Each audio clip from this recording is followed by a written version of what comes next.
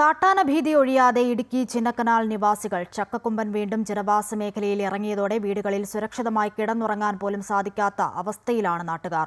ഓരോ വർഷവും ഏക്കർ കണക്കിന് കൃഷിയും കാട്ടാനക്കൂട്ടം നശിപ്പിക്കാറുണ്ട്.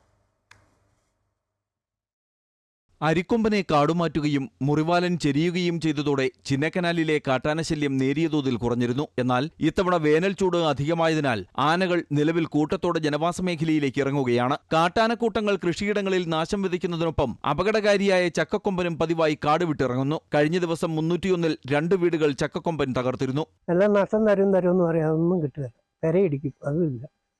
ഇവിടുത്തേക്ക് ഒരു 100 വീടുണ്ടെങ്കിൽ ഒരു 95% ആന ഇടിച്ചിട്ടുണ്ട്. അവർക്ക് ആർക്കും നഷ്ടം കിട്ടിയിട്ടില്ല. ഇതാണ് ഇവിടുത്തെ അവസ്ഥ. ഒരു കൃഷിയും ചെയ്യത്തില്ല, ഒരു കൃഷി. കാര്യം ഇതിന് അധികാരികളൊക്കെ ഉണ്ടെന്ന് പറയുന്നു, പക്ഷേ ഒന്നുമില്ല. ഓരോ തവണ കാട്ടാനകൾ ഇറങ്ങുമ്പോഴും ലക്ഷക്കണക്കിന് രൂപയുടെ കൃഷിനാശമാണ് ഉണ്ടാകുന്നത്. കൃത്യമായ നഷ്ടപരിഹാരവും ലഭിക്കുന്നില്ല. എല്ലാവർക്കും മന്ത്രിയുള്ള അതിൻ്റെതായ വകുപ്പുണ്ട്, ആർക്കും വേണ്ട. ഇപ്പം ഇവിടുത്തെ സർക്കാരിനാണെങ്കിൽ ശുദ്ധരീതിയായിട്ട് കണക്കെടുത്തേക്കുന്ന ഇവിടുത്തെ ജനങ്ങളെ, അത് അവരെ ഡെയിലി ആന കൊന്നുകൊണ്ടിരിക്കുമല്ലോ. ഒരു മൃഗത്തെ ഉദ്യോഗസ്ഥന്മാരെ ആന കൊല്ലുന്നുണ്ട്. വോട്ടിന്റെ സമയമാകുമ്പോഴല്ലേ ഒരു വീതം വെച്ചുകൊണ്ട് വരുള്ളൂ. അങ്ങനെ ജനങ്ങളോട് ഒന്നും മോശമല്ല.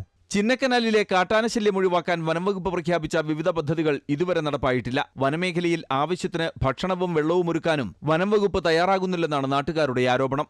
MC Boban, Amrita news, Idukki.